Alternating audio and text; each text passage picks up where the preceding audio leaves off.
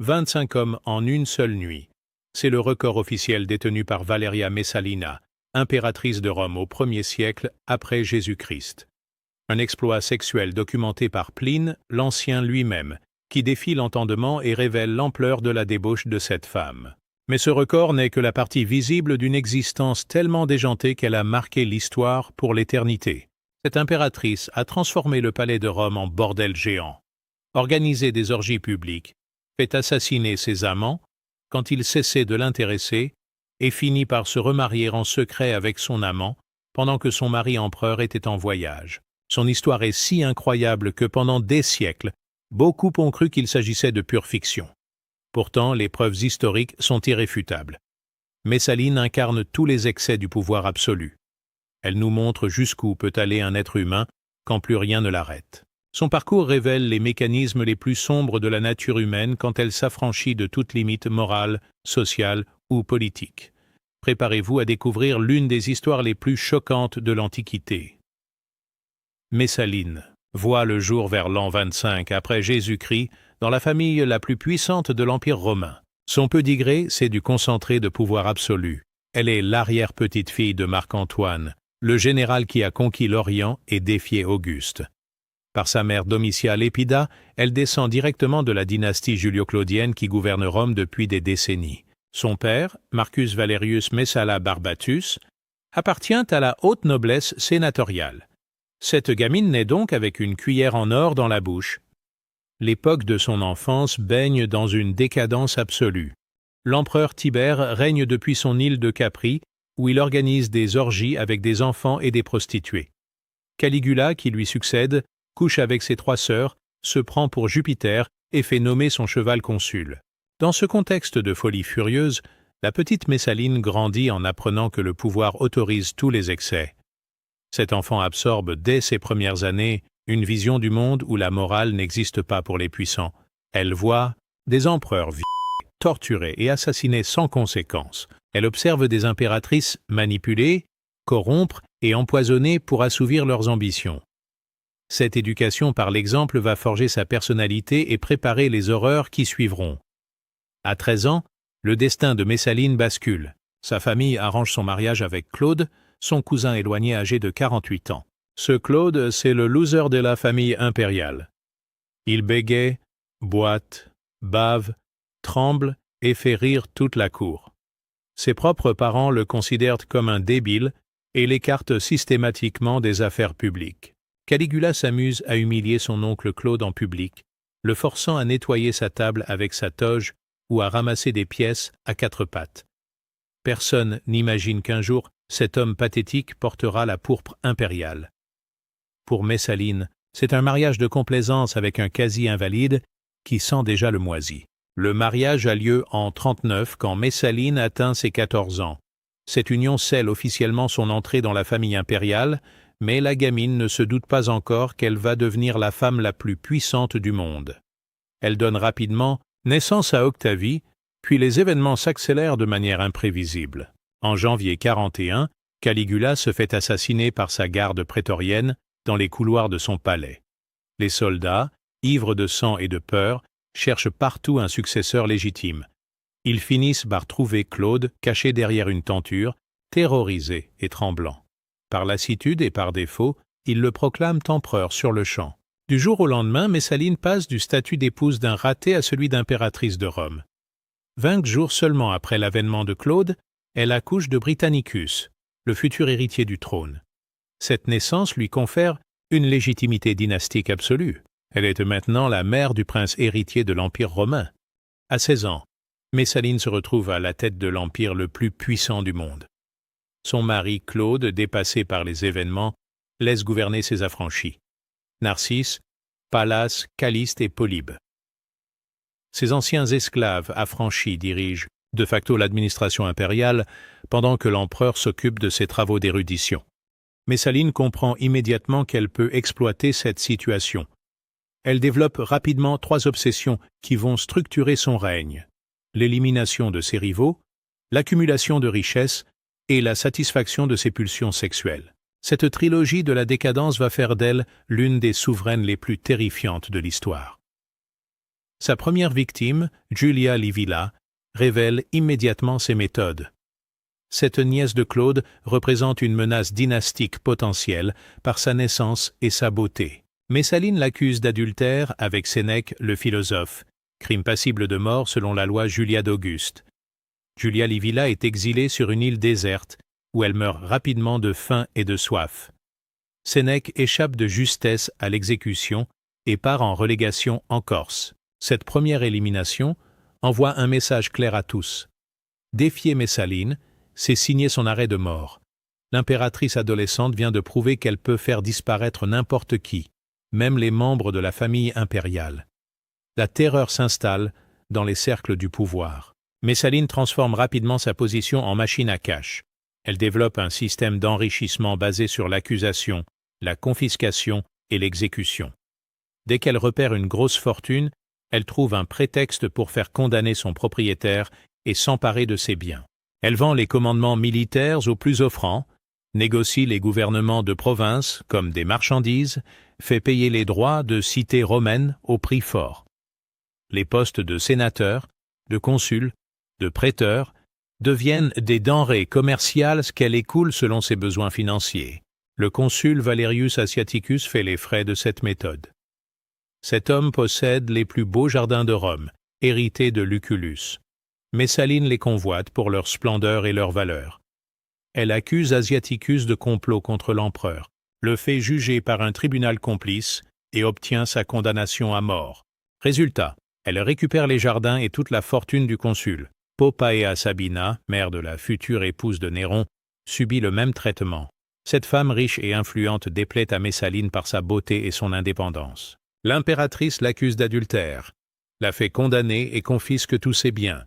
Poppaea Sabina meurt dans l'exil pendant que Messaline dilapide sa fortune. En quelques années, l'impératrice accumule des richesses colossales. Elle possède des palais dans tout l'Empire, des domaines immenses, des trésors d'art inestimables. Cette fortune lui donne un pouvoir d'influence considérable sur tous les rouages de l'administration impériale. Mais l'argent et le pouvoir politique ne suffisent pas à Messaline. Cette femme développe parallèlement un appétit sexuel qui va défier l'entendement. Elle commence par collectionner les amants dans toutes les classes sociales romaines. Gladiateurs, esclaves, sénateurs, affranchis, soldats, elle couche avec tout ce qui bouge sans distinction de rang ou de condition. Son premier amant célèbre, c'est Mnester, un acteur pantomime d'une beauté légendaire. Cet homme avait déjà fait craquer l'empereur Caligula, qu'il embrassait passionnément en public pendant les représentations théâtrales. Mnester possède un physique de dieu grec et un talent d'acteur exceptionnel qui fait chavirer tout Rome. Quand Messaline lui fait des avances, Mnester refuse par prudence. Il connaît la réputation de l'impératrice et craint pour sa vie. Mauvais calcul, refuser Messaline, c'est s'exposer à sa vengeance. L'impératrice trouve rapidement la solution pour contourner ce refus. Elle demande à Claude d'ordonner officiellement à Mnester d'obéir en tout à sa femme. L'empereur naïf accepte cette requête sans comprendre les implications sexuelles. Il signe un décret impérial obligeant l'acteur à satisfaire tous les désirs de l'impératrice. Dès lors, Mnester devient l'esclave sexuel officiel de Messaline. Elle abuse de lui sans retenue, le convoque à toute heure du jour et de la nuit, l'exhibe comme un trophée dans ses appartements. Elle fait même couler une statue en bronze de son amant pour pouvoir l'admirer en permanence. Rapidement, Messaline transforme une aile entière du palais impérial en maison close géante. Elle organise des orgies monumentales où elle force l'élite romaine à participer.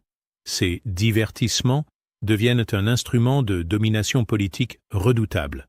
Les femmes mariées de l'aristocratie doivent coucher avec leurs amants devant leur époux. Ceux qui acceptent cette humiliation publique reçoivent des promotions, des richesses, des privilèges. Ceux qui refusent avec trop de véhémence disparaissent définitivement dans les geôles du palais. Cette stratégie permet à Messaline de contrôler la haute société par le chantage sexuel. Les sénateurs vivent dans la terreur permanente de recevoir une invitation aux fêtes de l'impératrice. Refuser, c'est risquer sa vie et celle de sa famille. Accepter, c'est perdre sa dignité, mais conserver son statut social. Messaline perfectionne ce système de domination en créant un réseau d'espions et de délateurs. Elle place ces créatures dans toutes les maisons patriciennes pour surveiller les faits et gestes de l'élite, chaque conversation privée, chaque liaison secrète, chaque critique murmurée remonte jusqu'à elle. Cette surveillance généralisée transforme Rome en prison à ciel ouvert. Plus personne n'ose exprimer la moindre opposition à l'impératrice. La peur paralyse les institutions et permet à Messaline de gouverner par la terreur. Même ces orgies palatiales ne suffisent pas à satisfaire l'appétit sexuel de Messaline. La nuit, quand Claude sombre dans ses insomnies studieuses, elle sort discrètement du palais déguisée en prostituée commune. Elle met une perruque blonde pour masquer ses cheveux noirs caractéristiques et file vers les quartiers chauds de Rome.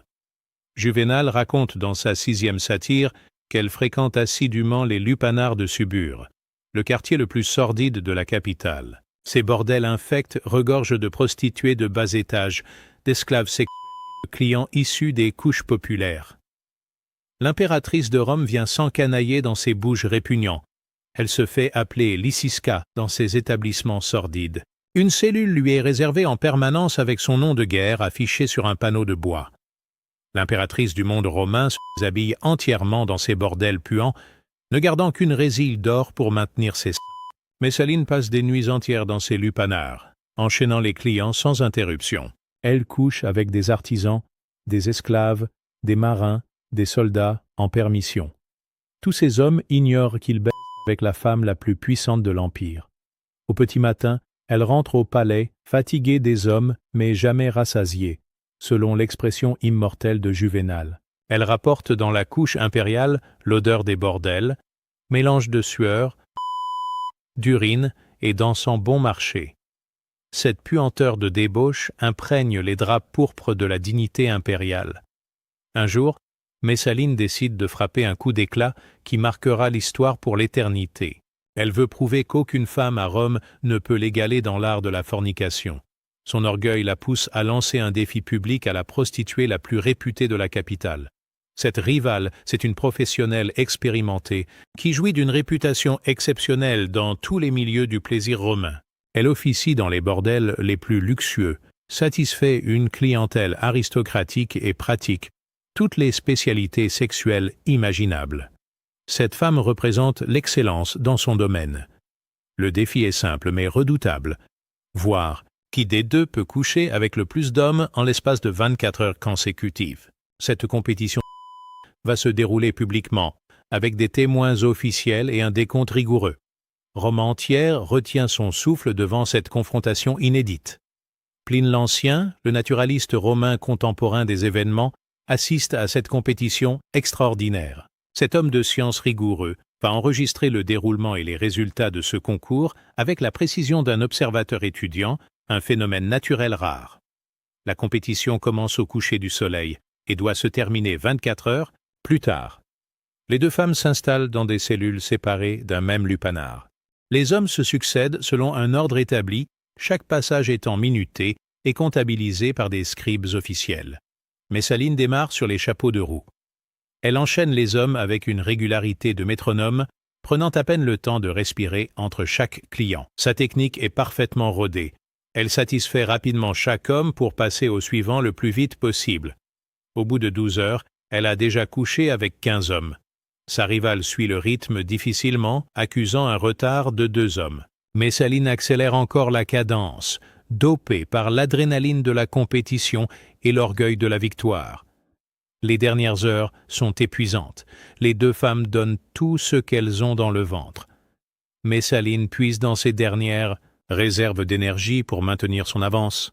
Elle sue, elle halète, elle souffre, mais elle ne lâche rien. Quand les 24 heures s'achèvent, le décompte final révèle le résultat stupéfiant. Messaline a couché avec 25 hommes, contre 23 pour sa rivale.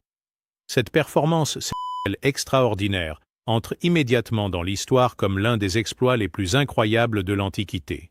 Pline l'Ancien note ces chiffres avec la précision d'un scientifique étudiant la reproduction des insectes. Pour ce naturaliste rigoureux, cet exploit relève autant de la curiosité anthropologique que du scandale moral. Il consigne cette information dans son histoire naturelle comme un fait scientifique remarquable. Cette victoire sexuelle fait instantanément de Messaline une légende vivante dans tout l'Empire romain. Son record de 25 hommes en 24 heures devient le sujet de toutes les conversations, des plus hautes sphères du pouvoir aux tavernes, les plus sordides. Les poètes s'emparent de l'événement pour composer des vers satiriques. Les historiens l'enregistrent comme un fait marquant du règne de Claude. Les moralistes s'en servent pour dénoncer la décadence de l'époque. Ce record sexuel transcende tous les clivages sociaux et culturels. Messaline savoure cette célébrité sulfureuse. Elle a prouvé sa supériorité absolue dans le domaine où elle excellait. Cette consécration publique de ses talents sexuels la grise plus que tous les pouvoirs politiques qu'elle exerce. Mais cette victoire marque aussi un tournant dans son comportement. Ayant atteint le sommet de la performance sexuelle, elle va chercher de nouveaux défis, de nouvelles transgressions, de nouveaux scandales. Cette escalade dans l'excès va la conduire à sa perte. Messaline ne se contente pas de records quantitatifs. Elle collectionne aussi les amants de qualité, choisissant ses partenaires selon leurs attributs physiques, leur rang social ou leur talent particulier.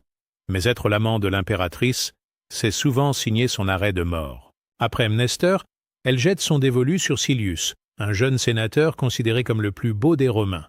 Cet homme possède un physique de statut grec et une ambition politique dévorante. Il accepte de devenir l'amant de l'impératrice en espérant en tirer profit pour sa carrière. Messaline tombe follement amoureuse de Silius. Pour la première fois de sa vie, elle éprouve des sentiments profonds pour un homme. Cette passion va lui faire perdre toute prudence et causer sa chute finale. D'autres amants moins fortunés payent le prix de leur beauté. Dion Cassius raconte que Messaline fait régulièrement éliminer ses anciens amants quand elle se lasse d'eux ou qu'ils en savent trop sur ses secrets. Ces hommes passent du lit impérial à la tombe sans transition. Un gladiateur trace d'une beauté exceptionnelle disparaît mystérieusement après avoir refusé de continuer sa liaison avec l'impératrice. Un jeune centurion de la garde prétorienne meurt empoisonné après avoir tenté de faire chanter Messaline. Un affranchi syrien est étranglé dans les geôles du palais après avoir menacé de révéler les orgies impériales. Cette hécatombe d'amants transforme le lit de Messaline en piège mortel. Parallèlement à ces débauches sexuelles, Messaline exerce un véritable règne de terreur politique. Elle élimine systématiquement tous ceux qui représentent une menace pour son pouvoir ou pour l'avenir de son fils Britannicus. Son nom seul suffit à faire trembler les plus hauts personnages de l'État. Elle règne par la terreur absolue. En 48 après Jésus-Christ, Messaline commet l'erreur qui va causer sa perte. Sa liaison avec Silius prend une tournure dramatique, et quand le sénateur exige qu'elle divorce de Claude pour l'épouser officiellement, cette demande dépasse tous les scandales précédents. Silius ne veut plus se contenter d'être l'amant secret de l'impératrice. Cet homme ambitieux rêve de devenir empereur et voit dans ce mariage le moyen d'accéder au pouvoir suprême. Messaline, complètement défoncée par la passion, accepte cette proposition insensée. Selon Tacite, elle trouve une jouissance ultime dans cette transgression absolue. Quand on a tout gaspillé, il ne reste plus que l'énormité du scandale comme plaisir suprême. Cette phrase de l'historien résume parfaitement la psychologie de Messaline, une femme qui cherche constamment à repousser les limites de l'interdit.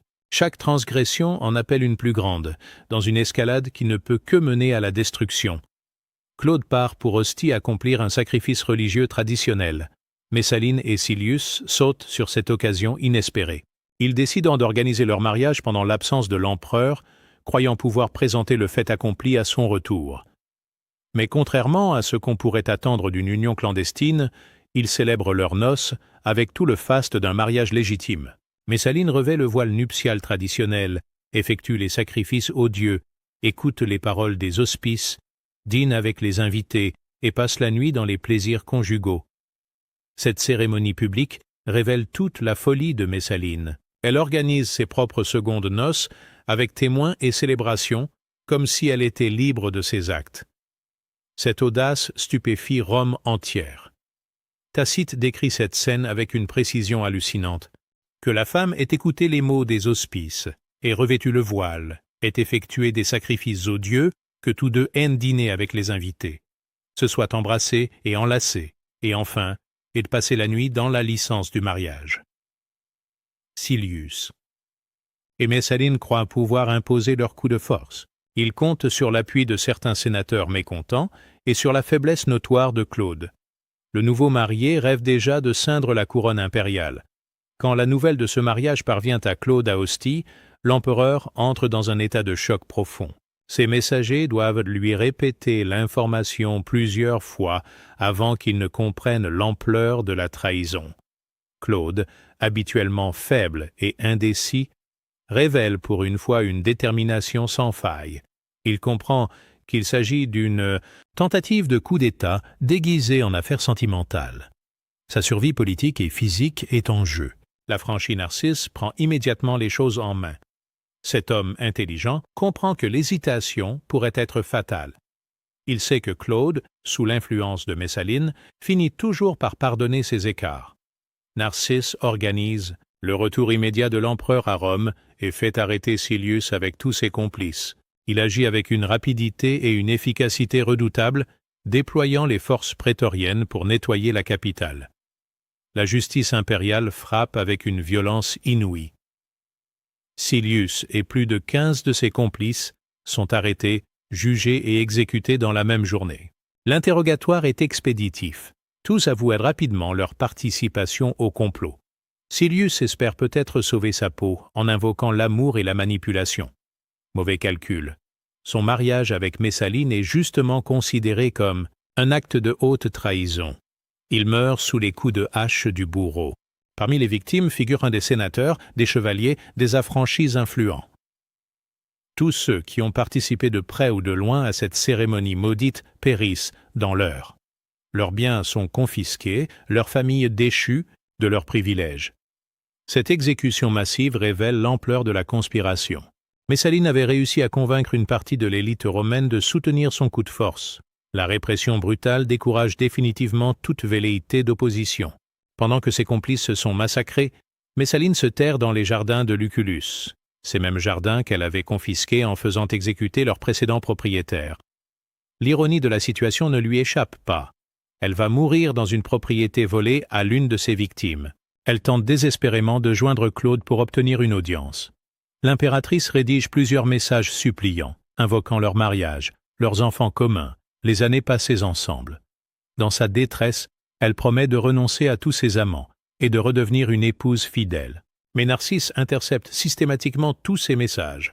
L'affranchi connaît parfaitement le pouvoir de séduction de Messaline sur Claude. Il sait qu'une seule entrevue pourrait tout changer, que l'empereur finirait par pardonner comme il l'a toujours fait. Narcisse prend donc la décision dramatique d'agir sans attendre les ordres officiels. Il comprend que la raison d'État exige l'élimination immédiate de Messaline. Cette femme représente un danger permanent pour la stabilité de l'Empire. Narcisse envoie un tribun militaire et des centurions dans les jardins où se cache Messaline. Leurs ordres sont clairs et sans appel. Exécuter l'impératrice immédiatement, sans procès ni jugement. Cette décision est prise au nom de la sécurité de l'État. Quand les soldats arrivent dans les jardins, ils trouvent Messaline effondrée près d'une fontaine. Cette femme qui a fait trembler Rome pendant des années n'est plus qu'une épave, suppliante. Elle comprend immédiatement que sa dernière heure est venue. Elle tente d'abord de fuir, courant à travers les allées comme une bête traquée. Mais les soldats la rattrapent rapidement. Elle essaie alors de négocier, proposant ses richesses, ses secrets, ses influences. Les centurions restent inflexibles. Face à l'inévitable, Messaline trouve le courage de choisir sa mort. Elle refuse de mourir comme une victime passive et reprend le contrôle de sa destinée. Cette femme qui a vécu dans l'excès veut mourir dans la dignité. Elle saisit l'épée du tribun et la place contre sa poitrine. D'un mouvement brusque, elle force le soldat à la transpercer. Le fer traverse son cœur d'un coup sec.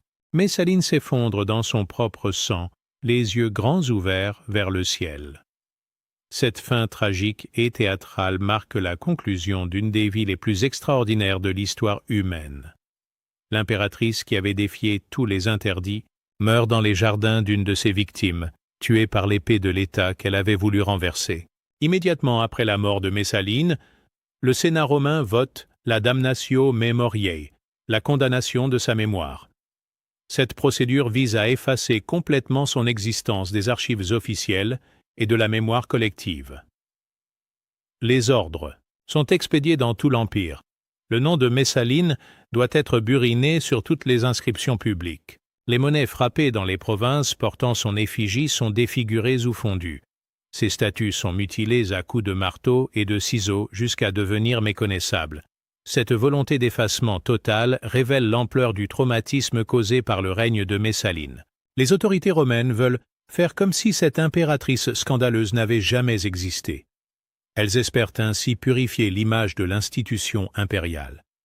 Mais cette tentative d'effacement échoue partiellement. L'histoire de Messaline est trop extraordinaire pour disparaître complètement. Elle survit dans les témoignages des historiens et les ragots de la rue. Son nom devient synonyme de débauche absolue. Claude lui-même semble vouloir oublier. Traumatisé par cette trahison ultime, il demande à sa garde prétorienne de l'exécuter s'il envisage jamais de se remarier. Cette promesse pathétique révèle à quel point l'empereur a été détruit psychologiquement par les agissements de sa femme. Malgré la damnatio memoriae, l'histoire de Messaline traverse les siècles grâce aux témoignages des grands historiens romains. Tacite consacre plusieurs chapitres de ses annales à son règne, décrivant avec un luxe de détails ses excès et ses crimes. Suétone évoque ses débauches dans sa vie de Claude, confirmant les éléments les plus scandaleux de sa biographie. Juvénal l'immortalise dans sa 6e satire, la transformant en symbole éternel de la luxure féminine. Ces 3 sources concordent sur l'essentiel. Cette femme a vécu tous les excès imaginables. Pline l'Ancien apporte la caution scientifique avec ses observations précises sur le record des 25 hommes. Son témoignage contemporain des événements possède une valeur historique incontestable. Ce naturaliste rigoureux n'avait aucune raison d'inventer de tels chiffres. Dion Cassius, historien du IIIe siècle, reprend et complète ces témoignages. Il confirme la réalité des orgies palatiales et des éliminations politiques. Tous ces auteurs, malgré leurs différences d'époque et de style, convergent vers le même portrait terrifiant. Ces témoignages historiques transforment progressivement Messaline en figure mythologique. Elle devient l'incarnation absolue de la débauche féminine, le modèle de référence pour toutes les femmes de pouvoir accusées d'excès sexuels. Son nom traverse les frontières et les siècles. Marie-Antoinette sera qualifiée de Messaline française par les pamphlétaires révolutionnaires. Catherine de Médicis, Frédégonde, toutes les souveraines jugées trop indépendantes subissent cette comparaison infamante. Cette persistance révèle combien l'histoire de Messaline frappe les imaginations masculines. Elle cristallise les peurs ancestrales face aux femmes de pouvoir et sert d'instrument de propagande politique contre les souveraines dérangeantes. Les artistes s'emparent également de son personnage. Peintres, sculpteurs, romanciers trouvent dans sa vie un réservoir inépuisable d'inspiration. Au XIXe siècle, elle inspire des dizaines de romans et de drames. Le cinéma du XXe siècle en fait une mangeuse d'hommes archétypale. L'analyse moderne, réalité ou propagande. Les historiens contemporains tentent aujourd'hui de démêler la réalité historique de la légende noire qui entoure Messaline. Certains éléments de sa biographie relèvent manifestement de la calomnie politique et de la misogynie antique. Il faut replacer son histoire dans le contexte de l'époque. La Rome du 1er siècle vit effectivement dans une débauche généralisée. Les mœurs sexuelles sont très libres pour l'élite masculine. De nombreuses patriciennes se font officiellement enregistrer comme prostituées pour échapper aux lois restrictives sur l'adultère. Messaline n'est donc pas une exception totale dans son époque.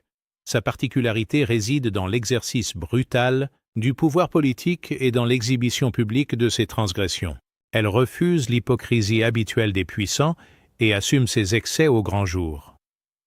Le record des 25 hommes, bien qu'attesté par Pline l'Ancien, peut relever de l'exagération ou de la rumeur. Mais même divisé par 2 ou par 3, ce chiffre reste extraordinaire. L'essentiel n'est pas la précision arithmétique, mais la réalité d'une sexualité hors norme. La mort de Messaline traumatise durablement l'Empire romain. Elle révèle les faiblesses du système politique. Un empereur faible peut laisser son entourage s'emparer du pouvoir réel avec des conséquences dramatiques. Cette leçon sera retenue par les successeurs de Claude.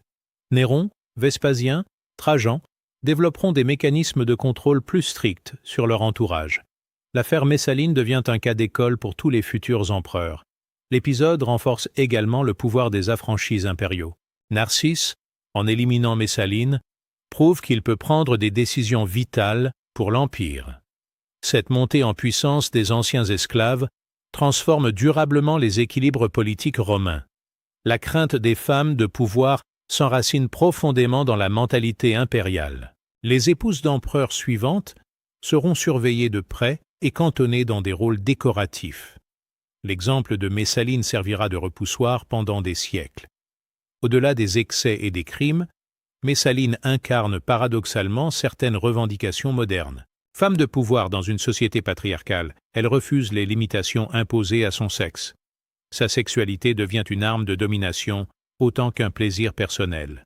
Elle revendique une liberté sexuelle totale à une époque où seuls les hommes en jouissent. Cette transgression des normes de genre explique en partie la violence de la répression qu'elle subit. Une femme qui, comme un homme, dérange l'ordre établi. Son utilisation du pouvoir politique révèle aussi une forme de féminisme sauvage. Ne pouvant accéder directement aux magistratures, elle passe par l'influence et la manipulation. Cette stratégie pousse la logique féminine de l'époque jusqu'à ses ultimes conséquences. Sa mort souligne tragiquement la fragilité du pouvoir féminin dans l'Antiquité. Malgré sa position d'impératrice et de mère de l'héritier, elle peut être éliminée en quelques heures quand elle va trop loin dans ses provocations. L'histoire de Messaline enseigne plusieurs leçons qui transcendent les époques. D'abord, le pouvoir absolu corrompt absolument. Sans contre-pouvoir effectif, même une adolescente peut devenir un monstre politique. Ensuite, la transgression appelle la transgression dans une escalade sans fin. Quand tous les interdits tombent, seule la destruction finale peut mettre un terme à cette spirale. Messaline illustre parfaitement cette mécanique autodestructrice. Enfin, l'hypocrisie sociale a ses limites. On peut tout faire en privé dans les sociétés permissives, mais l'exhibition publique du vice finit toujours par provoquer une réaction violente. La discrétion reste la clé de la survie politique. Ces enseignements résonnent encore aujourd'hui dans nos démocraties modernes. Les scandales politico-sexuels suivent toujours les mêmes schémas. Excès privés, révélations publiques, chute brutale des responsables. Que révèle le comportement de Messaline sur la nature humaine? Cette femme semble animée par une compulsion irrépressible, repousser constamment les limites de l'interdit. Chaque transgression en appelle une plus grande, dans une fuite en avant qui ne peut que mener au désastre. Chaque homme séduit devient un instrument de domination. Chaque interdit brisé affirme sa toute-puissance sur les normes sociales. La dimension autodestructrice de son comportement interpelle les psychologues modernes. Messaline semble consciente qu'elle va trop loin, mais ne peut s'arrêter. Cette pulsion de mort traverse toute son existence comme un fil rouge. Son mariage avec Silius révèle cette logique suicidaire. Elle sait pertinemment que cette transgression ultime causera sa perte, mais elle ne peut résister à l'attrait du scandale absolu. L'autodestruction devient son dernier plaisir. Pourquoi Messaline a-t-elle sombré dans de tels excès? Plusieurs hypothèses s'affrontent. Sa jeunesse extrême au moment de l'accession au pouvoir a pu jouer un rôle déterminant. À 16 ans, elle se retrouve à la tête de l'Empire sans préparation ni garde-fou. L'environnement familial a également pu l'influencer. Grandir dans la dynastie julio-claudienne, c'est baigner dès l'enfance dans la violence et la corruption. Les empereurs précédents ont donné l'exemple de tous les excès possibles. La faiblesse de Claude constitue un autre facteur explicatif. Face à un mari incapable d'exercer son autorité, Messaline a pu développer un sentiment de toute puissance. L'absence de limite conduit naturellement au débordement. Enfin, sa position de mère de l'héritier lui confère une légitimité politique qu'elle exploite sans retenue. Cette responsabilité dynastique justifie à ses yeux tous les moyens employés pour éliminer les rivaux de son fils. L'histoire de Messaline influence durablement la perception des femmes de pouvoir dans l'Antiquité. Elle devient le contre-modèle par excellence, l'exemple de ce qu'une épouse ne doit jamais devenir. Les impératrices suivantes subissent le poids de cet héritage. Elles doivent constamment prouver leur vertu pour échapper aux comparaisons avec Messaline. Cette surveillance constante limite leur marge de manœuvre politique. Le mythe de Messaline renforce également les stéréotypes misogynes sur la sexualité féminine. Elle incarne la femme insatiable, qui dévore les hommes, fantasme masculin récurrent qui traverse les cultures. Paradoxalement, elle devient aussi un modèle de transgression pour certaines femmes en quête de liberté. Son refus des normes sociales inspire les rebelles de toutes les époques, même si son exemple mène à la catastrophe. La figure de Messaline inspire les artistes pendant des siècles. Les peintres du XIXe siècle multiplient les représentations de ces débauches, mélange de fascination et de réprobation morale. Gustave Moreau lui consacre plusieurs toiles où elle apparaît comme une allégorie de la luxure. Rochegrosse la peint dans ses derniers instants, femme déchue aux cheveux défaits. Ses œuvres révèlent l'ambiguïté du regard masculin sur cette figure transgressive. La littérature s'empare également de son personnage. Balzac, Flaubert, D'Annunzio trouvent en elle l'incarnation de la femme fatale. Ces auteurs exploitent le potentiel dramatique de sa destinée exceptionnelle. Le cinéma du XXe siècle transforme Messaline en vedette du péplum. Ses films, souvent caricaturaux, perpétuent son image de dévoreuse d'hommes tout en édulcorant ses crimes politiques. Le record sexuel de Messaline continue d'interroger les sexologues modernes. 25 hommes en 24 heures. Est-ce physiologiquement possible? Les spécialistes se divisent sur cette question. Certains considèrent ce chiffre comme fantaisiste, relevant de l'exagération antique. D'autres estiment qu'avec une technique appropriée et une résistance exceptionnelle, cet exploit reste dans le domaine du possible. L'essentiel n'est pas la vérification scientifique, mais la symbolique de ce record. Il illustre parfaitement l'excès absolu qui caractérise toute l'existence de Messaline. Vraie ou fausse, cette anecdote résume son personnage. Cette performance légendaire fait d'elle une pionnière involontaire de la libération sexuelle féminine. Elle revendique le droit au plaisir sans limite, anticipant de 2000 ans certaines revendications féministes modernes. L'histoire de Messaline résonne encore dans nos sociétés contemporaines. Elle pose des questions universelles sur les rapports entre pouvoir et sexualité, sur les limites de la liberté individuelle, sur le prix de la transgression. Dans une époque qui questionne les normes sexuelles et les rapports de domination, son parcours prend une actualité troublante. Cette femme qui refuse tous les interdits interpelle nos consciences modernes. Son utilisation du sexe comme arme politique évoque certaines stratégies contemporaines. Les scandales politico-sexuels d'aujourd'hui suivent des mécanismes similaires à ceux qu'elle avait mis en place. Sa chute brutale rappelle aussi la fragilité du pouvoir dans nos démocraties médiatiques. L'opinion publique peut renverser les plus puissants quand ils vont trop loin dans leurs provocations. Messaline aura vécu 28 ans d'une existence plus dense que 10 vies ordinaires. Mariée à 14 ans, impératrice à 16, assassinée à 28, elle aura condensé tous les excès possibles dans une courte existence volcanique. Son record sexuel de 25 hommes en 24 heures reste l'anecdote la plus extraordinaire de sa biographie.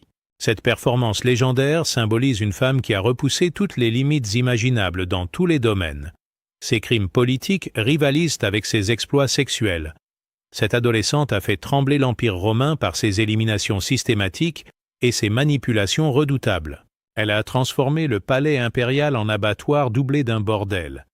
Sa mort tragique, l'épée contre la poitrine dans les jardins volés à l'une de ses victimes, clôt dignement cette existence hors norme. Messaline aura vécu et sera morte en cohérence avec elle-même, dans l'excès absolu. Son histoire traverse les millénaires parce qu'elle touche à l'essence même de la condition humaine. Elle révèle ce que nous pouvons devenir quand plus rien ne nous arrête. Cette leçon terrifiante explique sa fascination durable. Aujourd'hui encore, quand on évoque les femmes de pouvoir les plus scandaleuses de l'histoire, son nom vient immédiatement à l'esprit. Cette adolescente devenue impératrice aura marqué 20 siècles d'histoire par ses débauches extraordinaires. L'impératrice qui couchait avec 25 hommes par nuit reste un mystère fascinant. Un mélange explosif de réalité historique et de fantasmes collectifs qui continue d'alimenter notre imaginaire. Son histoire nous rappelle que la vérité humaine dépasse souvent la fiction et que certains destins déferment l'entendement par leur démesure absolue. Messaline demeure l'incarnation éternelle de la transgression féminine poussée à ses ultimes conséquences. Sa légende perdure parce qu'elle cristallise nos fascinations et nos terreurs les plus profondes face au pouvoir sans limite et à la sexualité débridée.